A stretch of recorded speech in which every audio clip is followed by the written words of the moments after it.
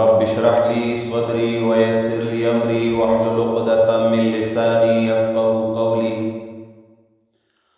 رب زدني علما، رب يسر ولا تعسر وتمم بالخير.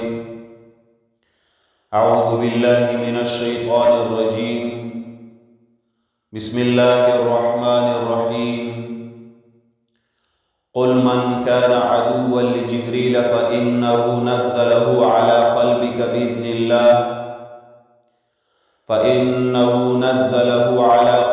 بإذن الله مصدقا لما بين يديه وهدى وبشرى للمؤمنين. من كان عدوا لله وملائكته ورسله وجبريل وميكال فإن الله عدو للكافرين. ولقد أنزلنا إليك آيات بينات وما يكفر بها إلا الفاسقون. أوكلما عاهدوا عهدا نبذه فريق منهم بل أكثرهم لا يؤمنون. صدق الله العظيم. سورة البقرة مقصد بیان سلور مسائلو: اثبات التوحید، اثبات الرسالت، جہاد و انفاق فی سبیل اللہ تعالی. سورت تقسیم دے پسلور حصو. اول حصہ سل آیات ترکم زائے چما تلاوتو کو. اول حصہ کی اول مسئلہ بیانی اثبات التوحید. دویم حصہ آیت یوسلیون یوسل شپگوی آیم پوری. پا دویم حصہ کی دویم مسئلہ بیانی اثبات الرسالت. دریم حصہ یوسل و اویانا 253 پوری. پا دریم حصہ کی جہاد فی سبیل اللہ. او سلورم حصہ 253 نا تر آخرہ پوری. فسلورم حصہ کی انفاق فی سبیل اللہ تعالی ذکر کئی. اول حصہ زمونگا اختتام تا رسیدلے. دا دویم حصے مضمون منگا شروع کردے دے او دا دویم حصے خلاصہ منگا 13 سبق کی لستے ہو. اس ننی سبق کی دا آیت نمبر 99 کم زائنا چما تلاوتو کو. دا دی آیت نا مضمون دا دویم حصے دے سنگ چما پا خلاصہ کی تاسو طویلی. پا دی کی نہا اعتراضاتو پا رسالت باندی دا حاغی جواباتو او پا حاغی سر اثبات دا رسالت کولو. نو پاگا اعتراضاتو کی اس منگا رنبنے اعتراض دا منکرینو سرد جوابات دا حقی بیانو. اول اعتراض دا منکرینو داو پسند دا نبی علیہ السلام چه منگا تا پیغمبر نہ تسلیمو، منگا قرآن نہ منو، منگ دا وحی نہ منو. دا علت دا دے چه دا جبرائیل راوڑے دے. جبرائیل دا شریرو دیر اقوام حلاک کری دی. زمون مشران تی تنگو، زمون مشران تنگ کری. کلے پہ غرد تورو چتولو، کلے یوسکو، کلے بلسا. نو اقوام دیر زیاد حلاک کری دی، لہذا منگا دا وحی نمانو، دا وحی جبریل راوڑے. چاہا شریر بھی مطلب پا وحی کی مخوادی خواہ کولیش. البتہ کہ دا وحی دا میکائیل روڑی دا رحمتونو فرختہ دا چه دا بارانونو او دارنگ خوراکونو انتظام کئی. نو کاغا دا وحی روڑی منگا دا وحی بیا منو. اللہ سبحانہ وتعالی دا سنوے چه سیدہ جبریل معطل او دا زما دا وحی دا ننا میکائیل تا حوالہ شوا. نانا اللہ سبحانہ وتعالی پا دی آیاتو کی چکم رستو په دې کې دندا چکن جوابات ورکوي یهودو لا چې هغه اعتراض په جبرئیل باندې کوي، یعنی اعتراض په سند د نبی علیہ الصلوۃ والسلام کوي. نو دندا چکن جوابات الله سبحانه و تعالی دی یهودو لا ورکوي. دا یاد ساتي جواب په داسې انداز کې ورکوي چې په دې جواباتو سره د دوه اشیاء صفائی کوي. یو د سند چې په هغه کې راوي دی جبرئیل، او دویم د متن چې کوم راوړی دی جبرئیل. نو سند کې راوي جبرئیل شو، متن راوړی دی قرآن. نو صفائی د راوي هم کوي، صفائی د قرآن هم کوي، صفائی د جبرئیل هم کوي، صفائی د قرآن هم کوي. دا غي علت دا چې هر کله پر راوي باندې جرح وشو او راوي هغه باندې اعتراض وشو، نو کدا غي جواب ونشي راوي کمزور شي، نو دا غي اثر پس د سند اثر بیا او متن باندې ګرځي، نو متن هم کمزوري شي. نو د دې علت په سبب الله سبحانه و تعالی صرف د راوی یا د سند صفائی نه بلکې د متن صفائی هم کوي چې راوی پاک دی او چې دا کوم متن راوړی دام درست دی، دام صحیح دی. نو جواب دلته داسې کوي چې صفائی د راوی او د متن د دواړو کیږي.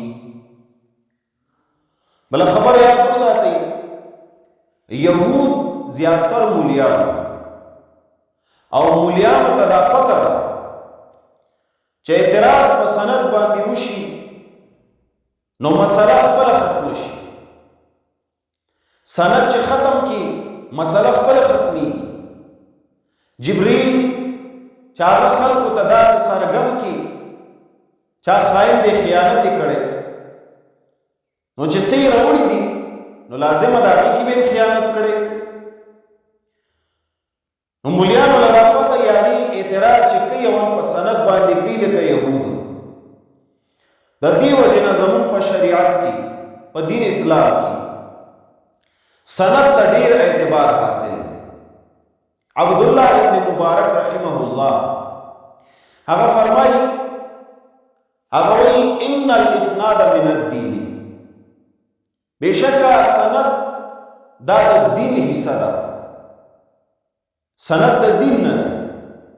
بیا وی ولولا الاسناد لقال من شاء ما شاء، کبه فرض سند نوی د چا چې څه خوښ شي هغه به وی. دی وجه تاسو ګوري قرآن کریم کې احادیث د رسول الله صلی الله علیه وسلم کې په قرآن کې اکثر خلک معنی کوي د قرآن، تفسیر کوي د قرآن د آیات، خدای سره حواله نه ذکر کوي، نه د قرآن د تفسیر نه ثابت دی، نه د حدیث پرانا کې هغه معنا ثابت دی، نه د صحابي قول په پیش کوي، نه د تابعی، نه د تفسیر حواله ورکوي. بس چې کوم آیت په چا باندې ولګولو په چا فټ کزان دی بار کوي او په نورې لګي. نو سند دا د دین حصہ ده. حدیثو کې چې سند نه وي حدیث قابل قبول نه دی. نو يهوديانو له پته ده چې حمله په سند باندې وشي مسله خپل ختم شي. بل خبر یاد ساتئ، يهود دا ډیر حرامیان دي. دوی حمله په یو ځای کوي، خرابوي ډیر خلک. دي چې اوس حمله دي کوي په جبرئیل باندې، خرابوي دي سره ټول وحی قرآن، خرابوي دي سره تمام مسلمانان. دا د دې طریقه ده. د نن نه سکاله مخکې هم يهودو دا چلونه کړي دي. افغانستان کې د یو تن په سر چې یو تن په نخ کړه اسامه په لکونه خلک شهیدان کړي. عراق کې صرف یو تن هغه بهانه کا صدام حسین په لکونه شهیدان کړي. دا د دې طریقه ده. واړه په یو ځای کوي، خرابوي ډېر خلک یهودیان. نو دوی دلته په سند باندې اعتراض کوي چې هر څه خراب کړي، هر څه ختم شي. همداسې د یهودو بچي نن وګوري، روافض شیعاګان، هغوی دا طریقه اختیار کړې د خپلو نیکونو، د خپلو مشرانو. د هغوی حمله په سند باندې زمونږ ترمنځ سند څوک دی او د رسول الله صلی الله علیه وسلم هغه صحابه کرام دي. څنګه چې د الله او د پیغمبر په منځ کې من الله الى رسول الله راوي څوک دی؟ جبريل. نو همداسې من رسول الله الى الینا راوي څوک؟ هغه صحابه کرام دي. نو یهودیانو په جبريل حمله وکړه چې وحي بدنام شي، او د هغوی بچو په اصحاب کرامو باندې حمله وکړه چې وحي بدنام کړي. سبب وخت پکې وایي تمام صحابه مرتد شوي دي. نو ته ورته ووایه تمام صحابو کې خو پنج تن پاک هم راځي ما سوا د رسول الله صلی الله علیه وسلم. نو آیا هغه معاذالله مرتد شوي دي؟ تمام صحابه چې ته یادې اهل بیت دا صحابه دي، معاذالله دي مرتد شوي دي. سبب وخت پکې عمر فاروق ابو بکر صدیق په نښه کوي. دا سموده مخکې ما یو کلیپ کته په نېټ باندې، یو بدبخته پکې روچت شوی دی، موبایل ته ناست دی او بس اخوا سکرینونه یې لګولي دي، خلک ورته خپل مولیان ناست دي، هغې ورته بعضې ځایونو کې څه عبارات وغیره روباسي، هغې ته ګوري او خلکو ته وایي مخامخ چاله نه ورځي. بزدله انسان هغه دا دعوه کوي د ابو بکر صدیق او د عمر فاروق ایمان دې ماته څوک ثابت کړي. نو زمونږ هم بعضې مولیان صاحبان ولګېدل، مناظرین، هغې ورسره مناظرې وکړي په موبایل باندې. بدبخته په دې موضوع ولې مناظره کوي؟ ورته وایه ابوبکر عمر پرېږده، ته ماته د خپل خمیني، ته ماته د دې نورو مشرانو ایمان ثابت کړه، ته پاسې د هغې په ایمان خبره کړه. څه بدبخته پکې داسې دي چې هغې وایي ښځه مړه ابوبکر عمر پرېږده، عثمان نه دی، عثمان ده خو خیانت کړی دی. څنګه خیانت یې کړی؟ داسې خیانت یې کړی چې خپلوانو له عهدې ورکړي دي، بیت المال یې ورته مال ورکړی دی. نو هر کله چې په بیت المال کې خیانت وشي،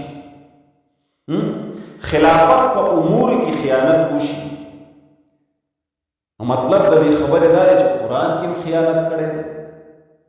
عثمان ناشر د قرآن دی، قرآن یې نشر کړی دی. عثمان ذوالنورین رضی الله تعالی عنہ، نو چې هغه بدنام شو ناشر د قرآن، قرآن دې بدنام شو. روافض شیعګان خو پرېږده، بعضې بدبختو د سنیانو په جامه کې ځان ته اهل سنت ویلي، حضرت عثمان و نور صحابو پسې اعلان تان کړی، بدره دې ویلي. مودودي پکې وګوره، ځان ته وایي سني، ځان ته وایي د جماعت اسلامي مشر، زه به اسلام راولم، او خبرې کړي دي عثمان رضی الله عنه پسې معاذالله. نو دی وایي حضرت عثمان قرآن سید نشر کړی، خو دایم وایي نیمګړی نشر کړی. څنګه؟ وایي لس سپارې د ابوبکر صدیق بیزه وایي هغې خوړلې، او یا سپارې خوړلې دي چې هغې کې ذکر د خلافت د علي. دا بیزه څه دشمني نه وه د حضرت علي سره چې د هغه د خلافت پاڼې خوړلې او نورې پرېښي دي. او عثمان بیا نشر کړی د قرآن، اگر چې جامع د قرآن ورته خل جامع نه، د قرآن جمع کېدل خو د ابوبکر صدیق د دور نشر، عثمان رضی الله عنه ناشر دی فقط د قرآن. نو قرآن نشر کړی دی، خو لس سپارې کم. دا د بدبخته روافض وو. څه بدبخته پکې پاسېږي، په امیر معاویه باندې حمله کوي. امیر معاویه دا سړی و چې کاتب وحی و، نبی علیہ السلام د قرآن لوستو دا د ناستو هغه به یې لیکلو. نو هغه باندې چې کوم لعن تان کوي په امیر معاویه توبې به وباسي، که هغه لعن تان زه د دې رافضیانو په پلار باندې وکړم که نه کیدای شي دي زما مړولو له راشي دومره به پې د چا په پلار یې وکړم زه دې سنیانو کې د چا پلار ته زه الفاظ استعمال کړم کیدای شي ما سره جنګ وکړي خو موږ مسلمانانو کې نن جماعت پرستی قائد پرستی دور عامه شوه چې زمونږه تردید زمونږه تایید رضا الهي دپاره نه وي جماعت دپاره وي قائد دپاره که زمونږ الله پسې څوک سوی زمونږ پیغمبر پسې څوک سوی صحابو پسې وي و یاره زمونږ جماعت پسې نه دی ویلی ستا ورسره سوی زه په جماعت څه کوم زه په قائد څه زما جماعت هغه جماعت دی چې کوم رسول الله صلی الله علیه وسلم بنیاد ایښی زما قائد رسول الله دی صلی الله علیه وسلم او د هغه په اصحابو باندې چې څوک حمله کوي گویا که په ما حمله کوي زما په کور حمله کوي د هغې په شان کې څوک ګستاخي کوي گویا که ما بدنام کوي دې کې جماعت مماعت ته مه ګورئ غیرت د الله او د الله د رسول په نوم باندې کوي که یو تن او که زر تنې غیرت په هغوی کې د خپل وس مطابق به ته د هغې دفاع کوي نو امیر معاویه هغه بدناموي ولې کاتب وحي و چې وحي درله بدنام کړي دا د دې روافضو دا د دې شیعګانو د یهودیانو د بچو هم طریقه ده هغې هم داسې کوي دا یاد ساتئ الله سبحانه وتعالی په دې آیتونو کې کمال کوي داسې جواب دوی له ورکوي داسې جواب ورکوي لکه شروع کې ما وې دندان شکن جواب ورکړي دندان شکن دا غاښونه چاله په سوک ماته داسې جواب الله سبحانه وتعالی وی که څوک جبرئیل سره دشمنی کوي هغه زمان دشمن دی هغه د تمامو فرښتو دشمن هغه د تمامو پیغمبرانو دشمن داسې انداز کې جواب دی دا وایي که څوک د عمر فاروق سره دشمنی کوي که څوک د ابوبکر صدیق سره دشمنی کوي یا یو تن د عثمان سره دشمنی کوي صرف یو صحابي سره ټول پرېږدئ یو صحابي عثمان رضی الله عنه هغه سره دشمنی کوي گویا کې هغه د تمامو صحابو سره دشمنی کوي هغه د حضرت علی سره دشمنی کوي هغه د حضرت حسن حسین سره دشمنی کوي هغه د اهل بیت سره دشمنی کوي سو ابو بکر باندې معاذ الله لعنت وي عمر باندې لعنت وي دا په تمامو صحابه په حضرت علی لعنت وي الله سبحانه وتعالی ډیر خپل انداز سره دلته جوابات کوي نو اعتراض د دې په سند باندې دی جواب په دې انداز کوي چې صفائی د سند هم کوي هغې سره سره صفائی د متن هم کوي قل من كان عدوا لجبريل فإنه نزله على قلبك بإذن الله ويا من كان سوچوي عدوا دشمن لجبريل د جبرائيل دلته من شرط دی د دې جزاء مقدر او هغه د مفسرینو ګڼ راوباسلي الله موږ له دا پرېښود چې ستاسو خوښه ده چې تاسو د جبريل په دفاع کې بس څه وایئ خو دا نه چاره یو سړی اوس پاسېږي د تفسیر په اصولو نه دی پوهېږي عربي نه ورځي او هغه هم پاسېږي دلته حذف ورله د خېټې نه راوباسي نه مفسرینو راوباسلي دي تفاسیر وګورئ ورته نو په دې کې من شرط د دې جزا هغه حذف هغه ګڼ دي زه یو څو پکې درله ذکر کوم قل ویا من کانا څوک چې وي عدوان دشمن لجبريل د جبريل فلا انصاف له نو هغه انصاف نشته ډیر بے انصاف ظالم دی چې څوک د جبريل سره دشمنی کوي هغه ډیر لوی ظالم دی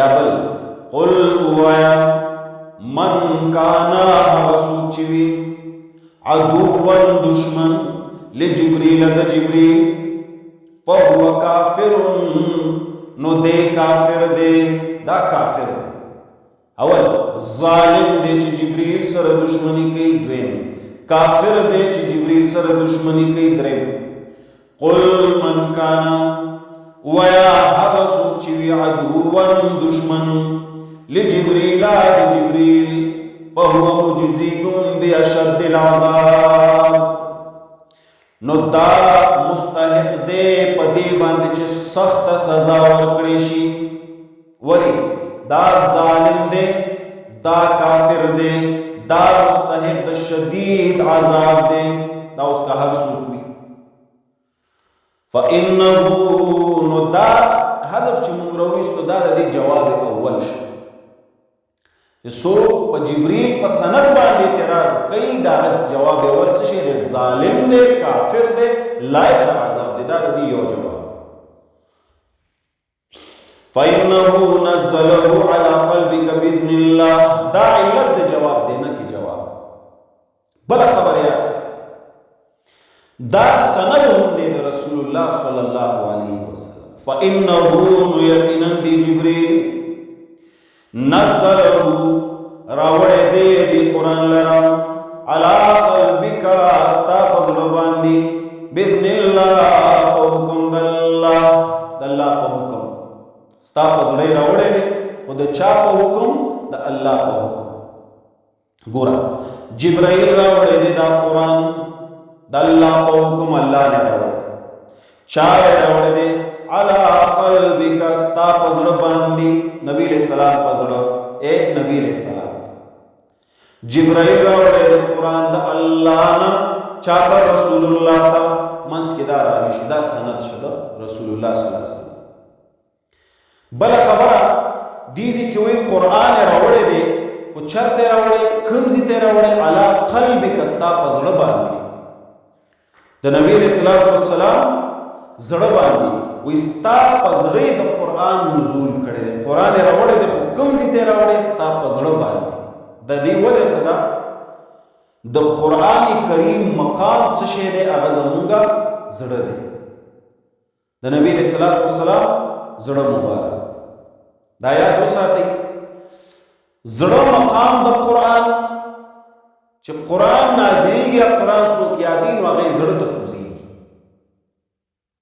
دا اغی وجہ ما مخ کتاب ستا بیان کرے دے چھ دا زڑ دا مقام دا عقل دے عقل پا زڑ کی عقل فاہم آپ پا زڑ کی یو خوزمون دا سائنس خبر دا آغای دا مازغو سر تڑی صحیح او یو دا قرآن خبر دا آغای دا زڑ سر تڑی لکتاسو سورة الحج چو گوری دوشتم نمبر سورت آیت شپک سلویختم افلم یسیرو فی الارض آیا ندی گرزی دلی دوی فی الارض پزمکا فتکون لهم قلوب نشدوی لزلنا گورا یعقلون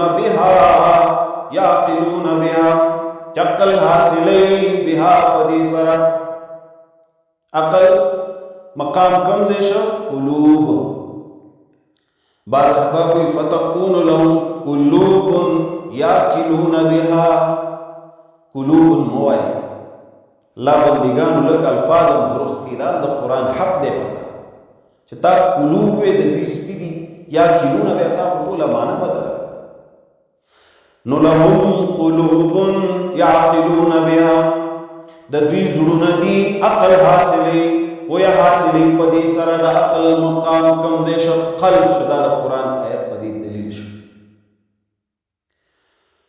نو قرآن کریم یاد ساتے دا دی پا نزول سرا دا عقل غٹی کلاوی او آغا پزڑا کی دی نو چه دا زرن عقل غٹی کلاو شست تا دا عقل دا بوسو چه قرآن کریم زی پا زیوی ولی عقل نا حاصل ہوئی پا دی قرآن تاسو کی ولی عقل نا رازی پا دی قرآن ناغی وجب دادا چه سو قرآن زرطا کوز نکی دا عقل غٹی کلاو نشی آغا بند پاتی شی نو آغا بیوقوف پاتی شی آغا کل انعام بی سورة العراف کی براشی پشاند حیوانات و چه قرآن تا سو کینی دا زڑا پا زڑا کی دا عقل غٹی کلاو شی و عقل سرگن شی اندامو تا آغا عقل شی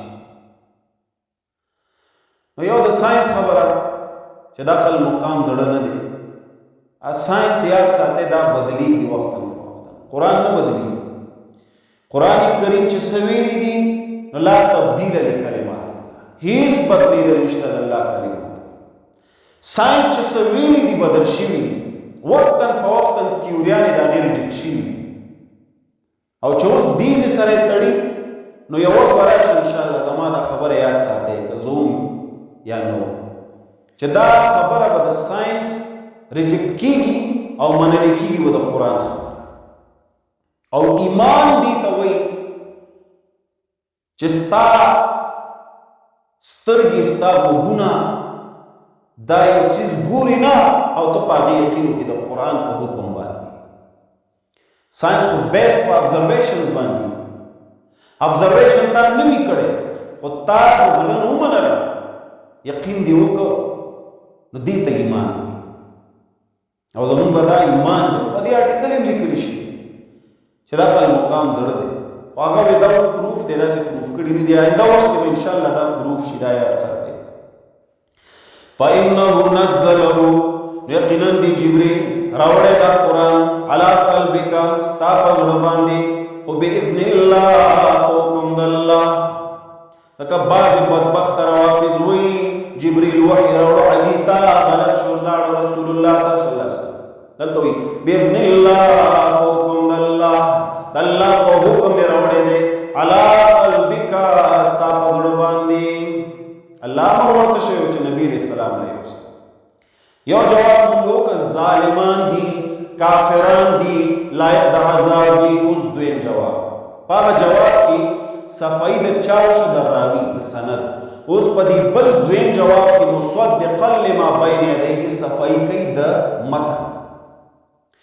مصدقا تصدیق کوونکی دی لما هغه څه بین یدیه چې مخکې د دینو یعنی د تورات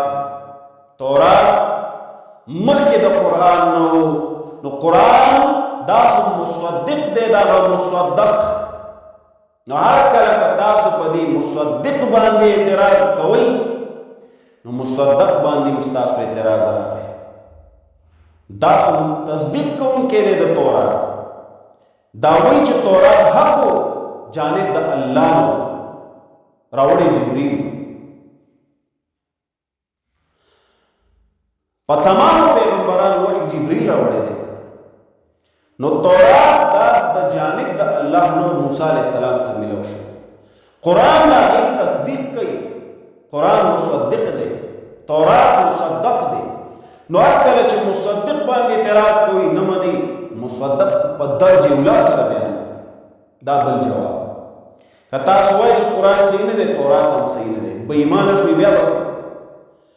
مصدقا لما تصدیق کوونکی دی د هغه څه بین یدیه چې مخکې د دینو یعنی د تورات.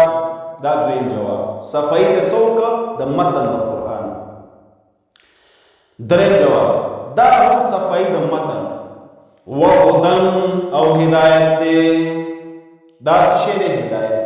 تاسو خو دې سره دی وحی سره قرآن سره تاسو دشمنی کوئ کنه چې دا خلکو له نقصان دی. دا نقصان نه دی، هدن دی، هدایت دی، لار ښوونکی کتاب دی، خلکو ته لار ښیي، نه کې دا بېلارې کوي. وبشرا څلورم جواب، وبشرا او زیری دی للمؤمنین د پاره د مؤمنانو. دا د متن صفائی شو چې دا متن عداوت لنا بلکې بشارت لنازل شوی دی، خو للمؤمنین د پاره د مؤمنانو، نه کې ستاسو غوندې بې ایمانو. وبشرا او زیری دی للمؤمنین د پاره د مؤمنانو، عداوت لنه دی، زیری د پاره راغلی، زیری ورکوي مؤمنان ته دنیا او آخرت. څلور جوابات ورکوس، ورپسې آیت کې پنځم جواب، من کان عدوا لله وملائکته ورسله وجبریل ومیکال فإن الله عدو للکافرین. دلته هم من شرط دی، من او د دې جزا هم مقدر میکال نه بعد مونږ بیا ذکر کوو. فهو کافرون، آیات ساتي. من شرط جزا مقدر، فهو کافرون.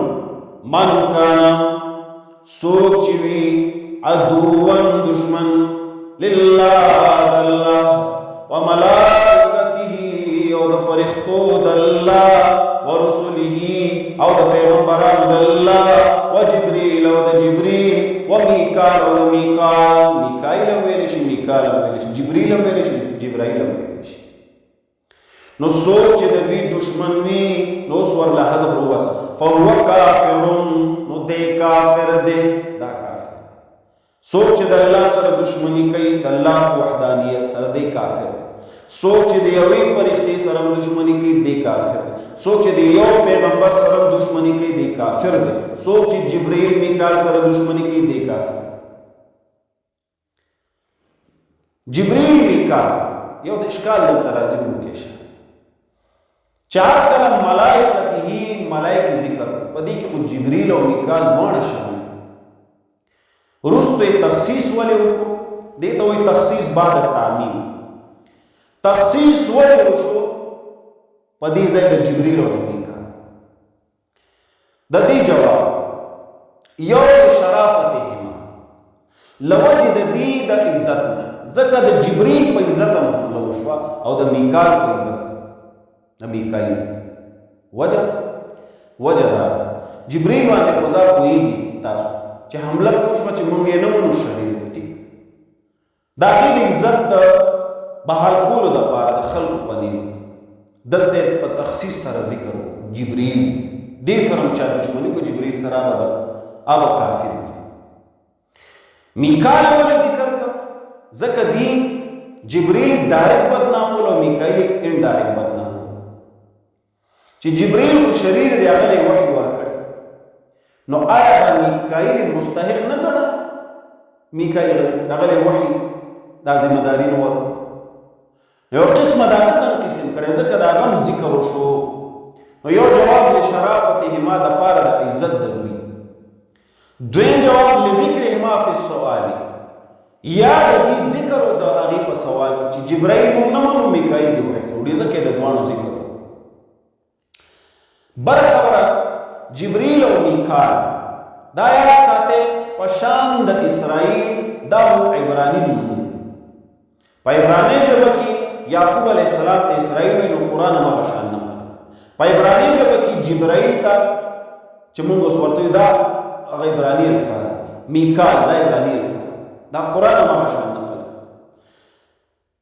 تفسیر طبری کې امام ابن جریر رحمه الله دا تفسیر ماوردی کې امام ماوردی هغه په حواله د عبد الله ابن عباس رضی الله عنهما د جبرائیل او د میکال معنی ذکر کړي وای جبرائیل جبر معنی دا عبد ایل معنی دا الله نو جبرائیل معنی عبد الله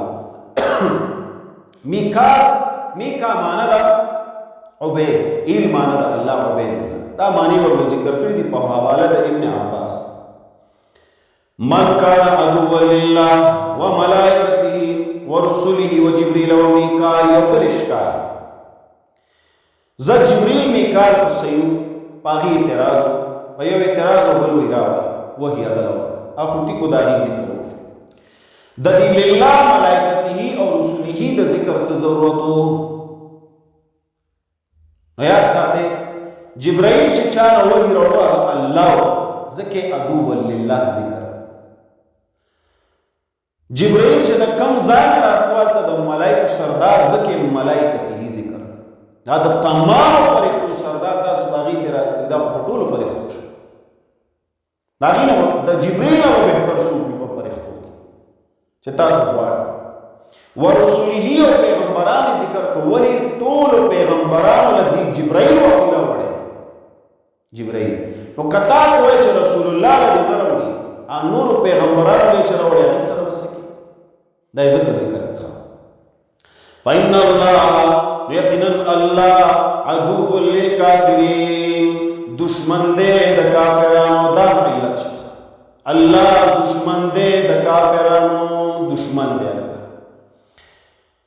نو پدې کې جواب پنځم کم یو دا چې مقدر او مستحذف من کان عدو لله وملائکته ورسله وجبريل وميكال فهو کافر نو دې کافر دې دا کافر دې بیا ورته کافر دی په جبرائیل اعتراض وکړو سم د کفر باران پې کوي اوس ورپسې آیت کې بل جواب شپږم بشي ولقد انزلنا الیک آیات بینات وما یکفر بها الا الفاسقون ولقد انزلنا او په تحقیق سره رالیږلي دي مونږه الیک تا ته ای پیغمبره آیات بینات آیتنا واضح واضح بین چې فصاحت او بلاغت نه ډکي دا قرآن داسې کلام دی فصیح او بلیغ کلام دی فصاحت هم پکې شته بلاغت هم شته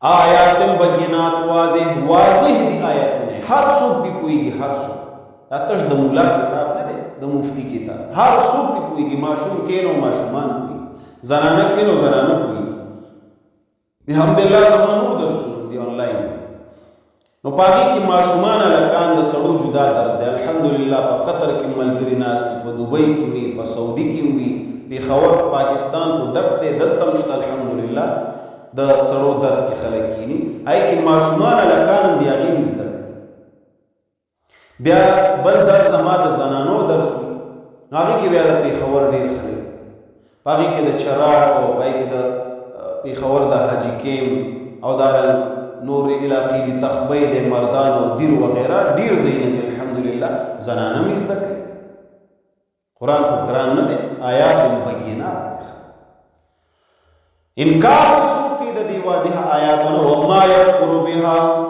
او انکار نه کوي په دې الا الفاسقون مگر فاسقان فاسق چې د شرعي حدودونه هغه څوک کی ځان خارج کی خروج کی د شریعت د حدودو نه هغه فاسق مخکې به موږ وضاحت کړی دی وما یکفر بها الا الفاسقون دلته یو اشکال دی ونکشه کافرون خو فاسقون کافرون څنګه شو کافر خو کافر څنګه فاسق شو نو روح المعانی د سید محمود آلوسی رحمه الله هغه په دې ځای کې دا اشکال خسته جواب کوي هغه وایي المتمردون فی الکفر کافر ته چې کله فاسق وایي کفار ته چې کله فاسقان وایي دا په کوم بنا باندې المتمردون فی الکفر چې دا په کفر کې څه شوي دي تېروتې دي د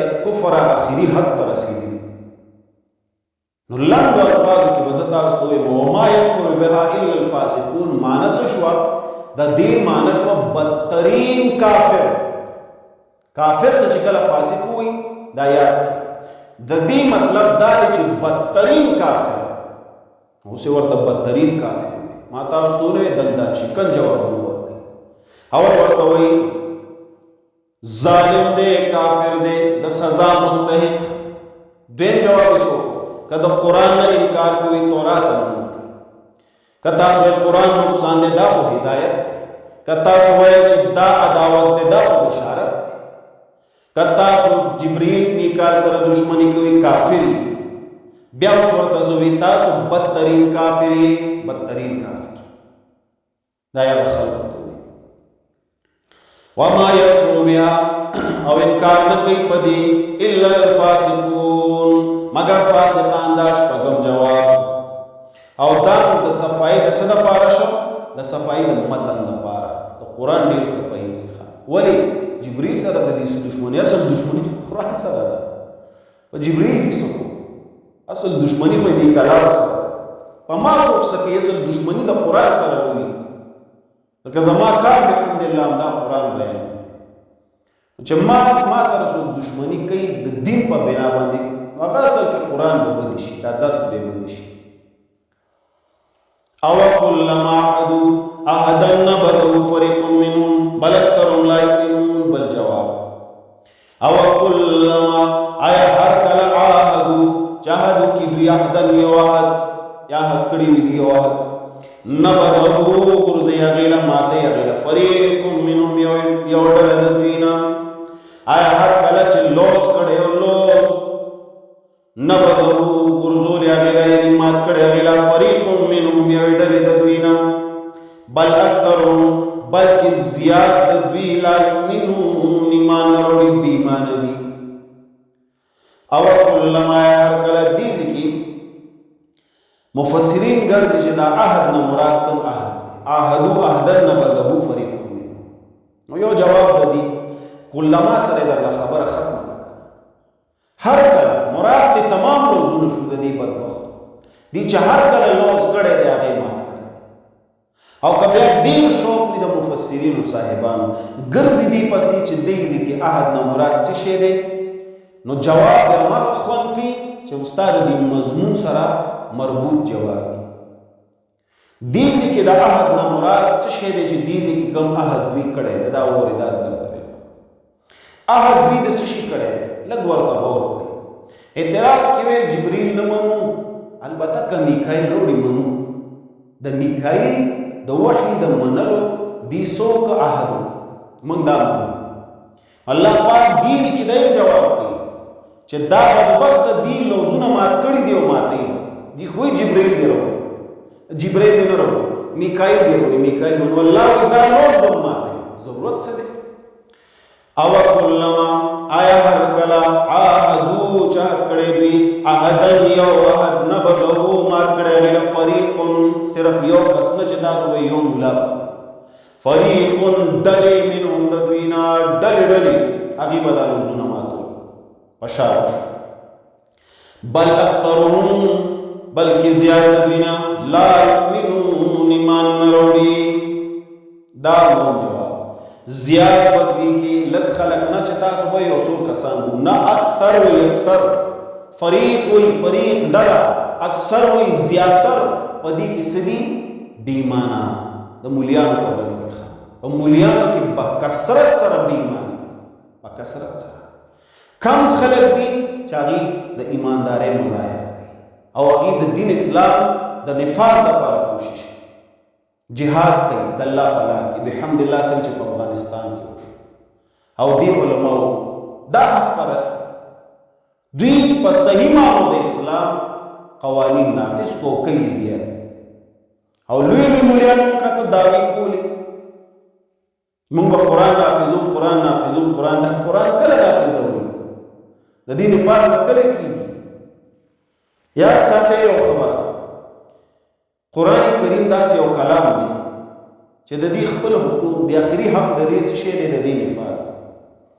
نو کومولیان په دې باندې ودرېدل چې بس درسونه دی او درسونه دی او درسونه د نفاذ لپاره کوشش نشته. یاد ساتئ شیطان بیا په بل تاوي څنګه چې توکړی دی دنیا پرسته ته توکړی دی بس دین پس به بیا کار ستاسي وي مدارس جوړولو باغی باندې پیسې اغستل اول تردید د مدارس مدرسې مو جوړوي ولی اې د پاره چندي وندي مدرسې مو جوړو سو مدارس هم جوړ شو چندولې صرف نوم بدل کې انفاق شریف ورکړي انفاق وکي په زور واړي انفاق تاکي و نور کې فرق سپاتې شي. اداني تردید دی کولاغي د اسلام د جامع نه پارکو او په خپل لاړې پکې ور پریوت دا هغه د پیښور کی با اکثر مونږ د پولیس والا کته خلک پکې ډیر خو بعضې به پکې داسې چې هغې به رشوت له نوم بدل کړه چای پاڼې نو دیموس چندوله نوم بدل کړه چای پاڼې دې جوړ کړه انفاق دې جوړ کړه اوس د هغې په نوم باندې چې څومره غواړي او څنګه یې غواړي مدرسه جوړوه. نو خلک بیا په دې کې شیطان گیر کی او هغه اصل مقصد نه بلکې چې کوم د قرآن نفاذ د دین اسلام لپاره زدانه چوزه میدان ته او جنگیږي د جنگ په مونږ کې چرته دا جرأت او غیرت شته دا خدا بهادر خلک دي چې دین سرونه قربان کړي دي.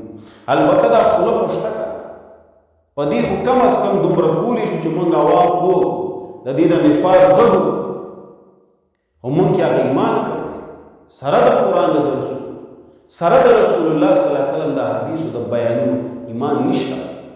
اما مونږ جمهوری او د جمهوریت د خدمت د پاره منډي وو او په مجالسو تماګانو کې دغه आवाजونه کو چې مونږ بدی سره شانه په شانه ولاړ خدای له وسه جواب کوي د الله بندګان قیامت کې به رسول الله تاسو مخامخ کیږي لږ دا غزي غم دنیا پریک دی سبا د مردار مړ ویا ته وسه جواب کې خدای ته ستا چې څومره طاقت څومره وسی هغه مرو زما دا طاقت دې څومره کوم ستا دین زیات دې زیات کم دې دینه کم خو آواز وکړه، ځان به یهودي نه جوړوئ چې د خپلو مشرانو په غلطو کارونو باندې هغې کلک شي او مونږ هم کلک شو. نه، غلطي چا څوک کوي هغه به غلطي وي. بل اکثرهم، نو زیاتر مولیان څه دي؟ بې ایمانه دي. اوس هم بل اکثرهم، بلکې زیات د دوی نه لا یؤمنون، ایمان نه راوړي، بې ایمانه دي. تر دې ځایه دا زمونږ اعتراض اول او د هغې جوابات. ولما جاءهم رسول من عند الله، په دې آیت کریمه کې د دې دویمې حصې دعوه اثبات الرسالت انشاءالله دا به د سبق کې وایو. وصلی الله تعالی علی خیر خلقه محمد و آله و اصحابه اجمعین برحمتک یا ارحم الراحمین.